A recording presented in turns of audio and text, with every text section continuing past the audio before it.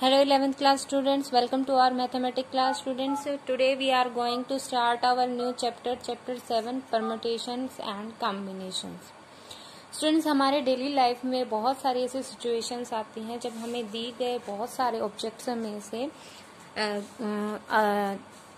Some number of things और objects को या तो चूज करना पड़ता है या फिर उन्हें अरेंज करना पड़ता है।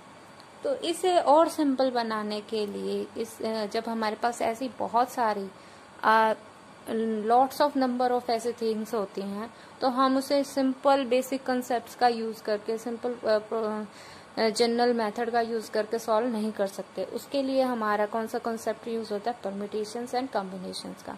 Generally permutations means we are to arrange the number of objects in a definite order, then we are to use the permutation, and combination means we are only combine से ही हम इसको relate कर सकते हैं। हम grouping कर रहे हैं object की। if we are given a lots of number of objects and we are to choose some objects from them, then there is nothing matter what's the order of that or ठीक है। तो जब हमें order की जरूरत नहीं होती, केवल हमें चूज करना है, सिलेक्शन करना है, then we are to use combination. But when the order matters and we are to arrange the chosen number also, then we use the term permutation. Deeply हम इसके बारे में नेक्स्ट एक्सरसाइज में पढ़ेंगे। For example, if we say selecting 2 cards randomly from 52 cards, then these 2 cards may be any of the given 52 cards. It doesn't matter which 2 cards we are keeping out. So this is an example of combination. And when we are making a 3-digit number using using digits 1 2 3 4 5, here we are having 5 digits, and there may be 2 cases. Digits may be repeated और not repeated. तो दोनों cases के लिए अलग अलग number of possible ways हैं। If we are to make 3-digit number, so obviously we can find out, we can select the 3 digits separately. The first unit digits can be choosed any of the 5 ways. Now if repetition is not allowed, then the 10th unit can be selected with the remaining 4 ways, and the 100th place can be selected from any of the remaining 3 ways. In this way we can we can arrange, we can select the 3 places in 3 ways, 4 ways and 5 ways, and hence by multiplying them, because there is a combination of 3 digits, and without one of the digit we can not make the 3-digit number. So all of the 3 digits are important to us. So in this case of the number, when all the groups, all the different events which we are doing are very important, and we cannot separate them from other, we cannot remove from one from the other, सभी आपको perform करने हैं एक साथ। तब हम क्या करते हैं, जितने भी आपके पॉसिबल वेज हैं डिफरेंट इवेंट्स के, उनको हम मल्टीप्लाई कर देते हैं। और इसी के ऊपर कि कब हम जो है इकट्ठे परफॉर्म कर सकते हैं डिफरेंट इवेंट्स को, कब परफॉर्म नहीं कर सकते हैं, दिस इज डिपेंड अपॉन, इसी के बेसिस पे हमारा आता है फंडामेंटल प्रिंसिपल ऑफ काउंटिंग। देखिए, generally this principle is use to find the number of different ways of arranging and selecting objects. That means we are to permute and combination. ये जो है इनका वास्ट फॉर्म है। जब हम number of जो numbers of object हैं वो बहुत लार्ज नहीं होते, स्मॉल होते हैं, तब हम परम्यूटेशन कॉम्बिनेशन की बजाय simply fundamental principle of counting का यूज कर सकते हैं। ठीक है। There are 2 principle, multiplication principle and addition principle. Multiplication principle का आपका यही एग्जांपल है जो हमने 3-digit नंबर का बताया, जिसमें हमारे डिफरेंट इवेंट्स जो हैं वो एक साथ जो है वो हो सकते हैं, परफॉर्म हो सकते हैं, एक दूसरे के ऊपर डिपेंडेंट होते हैं, तीनों इकट्ठे परफॉर्म होंगे तभी हमारा 3-digit नंबर बनेगा। इस तरीके से हमारे जो भी इवेंट आते हैं उनके अलग अलग, जैसे हमने यूनिट डिजिट के अलग नंबर ऑफ वेज निकाले, 10th digit के अलग अलग, नंबर ऑफ वेज निकाले 100 डिजिट्स के अलग निकाले, और तीनों को फिर हमने क्या कर दिया, multiply. This is our multiplication rule. That is multiplication principle says if there are m ways to do one thing and n ways to do another thing. अगर फर्स्ट थिंग को परफॉर्म करने के हमारे पास m वेज है and second thing को perform करने के हमारे पास n वेज है, देन दोनों को इकट्ठा परफॉर्म करने के हमारे पास कितने वेज हो सकते हैं, m क्रॉस n, दोनों की multiplication. But the addition principle says when the two events can not be occur together, दोनों इकट्ठे परफॉर्म नहीं हो सकते. जैसे अगर हम इवेंट को अकर करना चाहें तो दो या दो से ज्यादा की अगर हम बात करें और उनमें से केवल एक टाइम पे हम एक ही चूज कर सकते हैं, तो ऐसे केसेस में हमारा कौन सा प्रिंसिपल लगता है, addition principle. This principle says if there are m ways to do one thing and n ways to do another thing, but the condition is that both cannot be done on the same time. Same time पे दोनों event occur नहीं कर सकते हैं. Then there are m plus n. तो आपके जो भी पॉसिबल वेज है डिफरेंट इवेंट्स के, उनको हम क्या कर देते हैं, उनके पॉसिबल वेज को ऐड कर देते हैं, और इस टोटल वेज में से हम क्या करते हैं, चूज करेंगे वन ऑफ द थिंग्स. ठीक है. अब इसको हम ये जो आप अभी ये जो डिस्कस प्रिंसिपल है, इन प्रिंसिपल को विदाउट एक्सरसाइज क्वेश्चन हम डीपली सॉल्व करने की, यूज करने की कोशिश करते हैं. Let us start with exercise 7.1. और second question is John want to go abroad by ship and return by air. Ship से जाना चाहता है और एयर से वापस आना चाहते हैं. He has a choice of 6 different ships. अब उसको जाने के लिए जो उसे शिप से जाना है तो 6 शिप्स हैं उसके पास, और उनमें से वो किसी एक शिप में जा सकता है. दैट इज उसके पास जाने के लिए कितनी चॉइसेस हो गए, 6 वे से वो जा सकता है. And for returning he can choose any of the 4 airlines. 4 airlines है, चारों में से वो कोई भी एक चूज कर सकता है. That is for going he has 6 ways and for returning he has 4 choices. That means he can go in 6 ways and return is 4 ways.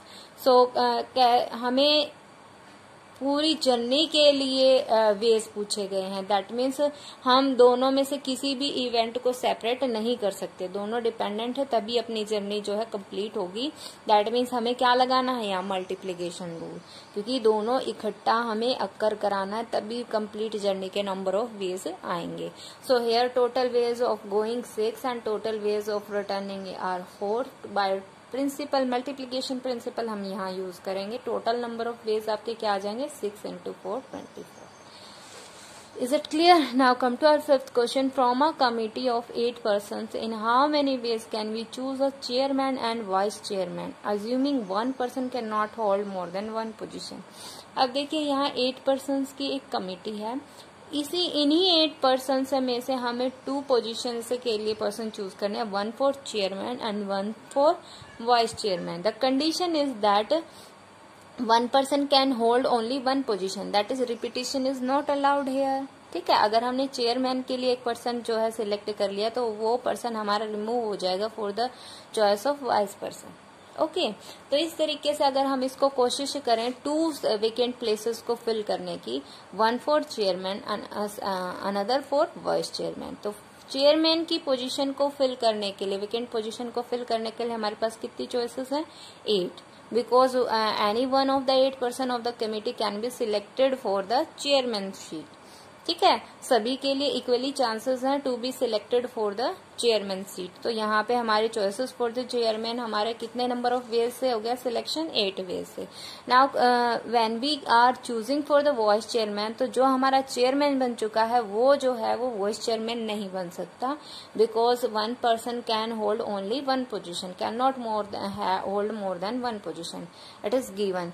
सो यहाँ से हम चेयरमैन जो बना है उसको हटा देंगे. There left only 7 person. 7 choices हैं जिससे हम वाइस चेयरमैन की सीट को फिल कर सकते हैं. So there are 7 ways to fill the vice chairman, and we are to find the total number of ways to in which these chairman and vice chairman, that is दोनों की बात हो रही है।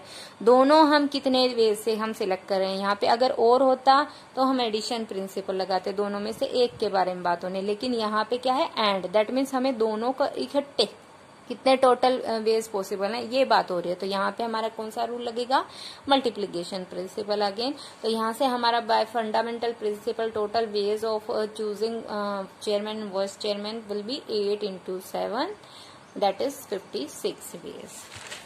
Now come to our next question. 8th sum we are given. There are 6 multiple choice question in an examination. How many sequences of answer are possible if the first 3 questions have 4 choices each and the next 3 have 5 choices each?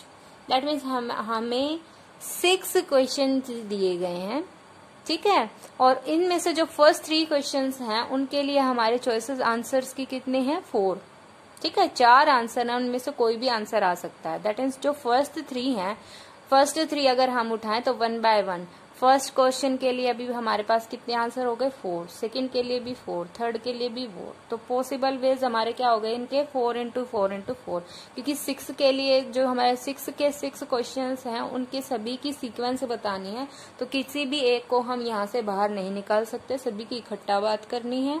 तो that means we are to use here multiplication rule, ठीक है। तो first 3 के लिए हमारे पास choices क्या आ गई, first के लिए 4, सेकंड के लिए 4, थर्ड के लिए 4, that is 4 into 4 into 4। Similarly हम जो नेक्स्ट 3 हैं उनके लिए हमारे आंसर्स की चॉइसेस क्या है, 5 चॉइसेस हैं। That means first of the next 3 is 5, next of the next 3 is can be answered in 5 ways, and again the last can be answered in 5 ways, that is 5 into 5 into 5 ways. So total number of possible sequences of answers will be multiplication of all these, and that is 8000. Okay, now come to our next question. Very important question. यहाँ से आपकी जो basic हैं वो आपकी problem इस type से शुरू होती हैं। हाउ मेनी ओड नंबर्स, देखिए ओड नंबर्स है, that means unit place must be odd number, odd digit आना चाहिए आपका unit place. How many odd numbers less than 1000 can be found by using the digit 0, 2, 5, 7 when the repetition of digit is allowed। देखिए यहाँ पर repetition allowed है, that means अगर हमने इन चारों में से एक डिजिट एक बार यूज कर ली तो हम दोबारा भी उसे यूज कर सकते हैं, तो नंबर ऑफ वेज की यहाँ पे डिक्रीज नहीं होंगे, ठीक है। तो यहाँ से अगर हम देखें तो 1000 से लेस हमारे जो नंबर्स आएंगे वो that may be 1 digit number, 2 digit number and 3 digit number. So पहले हम 1 डिजिट नंबर की बात करते हैं। 1 डिजिट नंबर में एक ही डिजिट चूज करनी है और वो यूनिट डिजिट आएगी केवल, और that must be a odd number. We are having digit 0, 2, 5, 7, इसमें से ऑड कौन कौन से 5 and 7, that is only 2 ways, only 2 numbers are 1 digit number for the required condition. Next 2 digit number, 2 digit number के लिए हमें 2 पोजीशन फिल करनी है, ones place, unit place and the tens place. तो यूनिट प्लेस पे देखिए हमें odd number चाहिए, तो there are only 2 choices 5 and 7, so only 2 ways for the unit place. Now come to our tens place. अब tens place में हमें क्या चाहिए, पहली बात तो 2 डिजिट नंबर है, तो अगर हमारा 10 प्लेस पे 0 आ गया यहाँ पे, तो ये आपका 1 प्लेस केवल 1 डिजिट नंबर रह जाएगा, यूनिट डिजिट नंबर। तो यहाँ पे हम क्या कर सकते हैं, केवल हमारे पास जो अदर 3 रह गए, 0 को छोड़ के बाकी 3 चॉइसेस 2, 5, 7 इन्हीं को हम फिल कर सकते हैं। तो 10 प्लेस के लिए हमारी चॉइसेस कितनी बची, 1, 2, 3। So in 3 ways this the 10th place can be filled. Now the 2 digit number is formed only by when these two occurs collectively, means unit place and tens place। किसी भी एक को हम रिमूव नहीं कर सकते, that means we will use here multiplication rule and the total possible 2 digit number will be 2 into 3, 2 ways for unit place and 3 ways for the tens place, that is 2 into 3, 2 digit number, 6 2 digit numbers are possible, odd numbers are। Now when we are assuming our 3 digit number, then first of all 100 place पे देखिए क्या नहीं आ सकता, अगर ये 3 places हैं, this is 1's place, this is tens, this is hundreds. तो hundreds place पे हमारी 0 नहीं आनी चाहिए, नहीं तो हमारे 2 डिजिट नंबर रह जाएगा। तो हमारे पास चॉइसेस हैं 0, 2, 5, 7। तो केवल हमारे पास 0 हट गया, ये चॉइस हट गई, केवल कितनी चॉइसेस बची? 3 चॉइसेस, 2, 5 एंड 7। तो ये 100 प्लेस के लिए वेज कितने हो गए? 3। अब 10th प्लेस की बात करते हैं। 10th प्लेस में हम चारों में से कोई भी ऑप्शन डाल सकते हैं, बिकॉज रिपीटेशन इज अलाउड। तो हमें जो भी इनमें से आएगा वो हमें दोबारा भी रिपीट हो सकता है। तो चारों में से कोई भी आपका यहाँ 10th प्लेस पे आ सकता है। तो 10 प्लेस को फिल करने के वेज कितने हो गए? 4। Now come to our 1st place. 1st place पे हमें केवल ओड नंबर लेके आना है, तो केवल ओड डिजिट आ सकते हैं 5 और 7, that is 2 choices are there. So 1st place can be filled by 2 ways. So by our first principle, fundamental principle of counting, we can say that total possible 3 digit number are 3 into 4 into 2, that is 3 4s are 12, 2s are 24.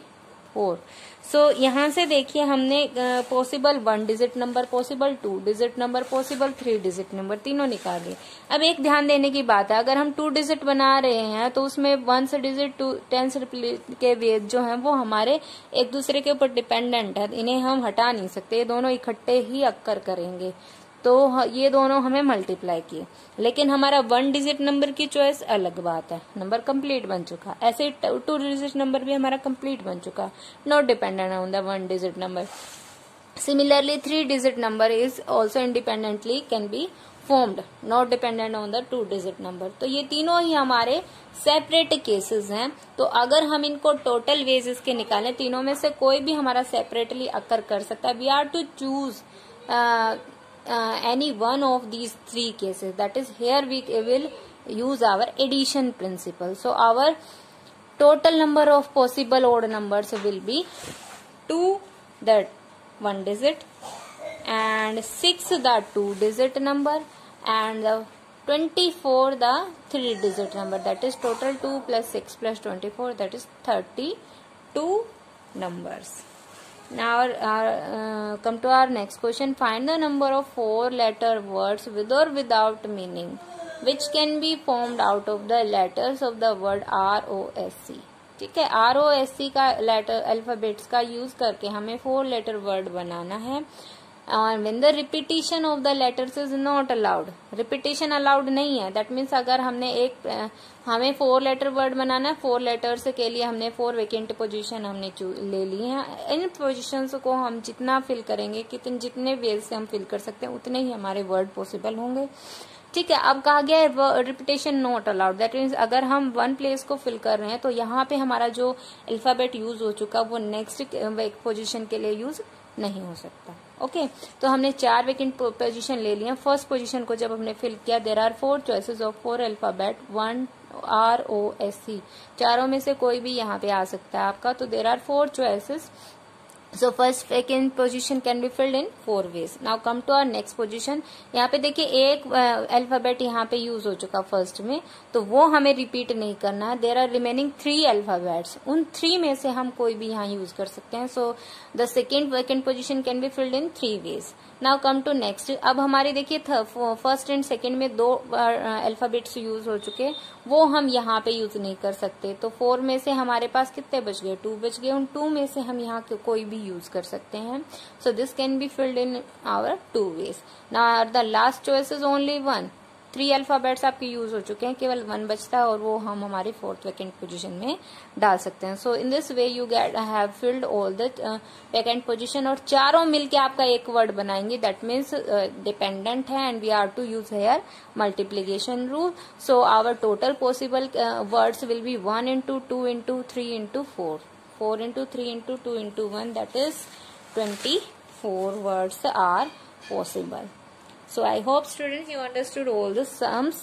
So today your homework is to complete exercise 7.1 in your fair notebook. Okay, and if there are any problems still remaining, you can ask in your problem session. Thank you. Have a nice day.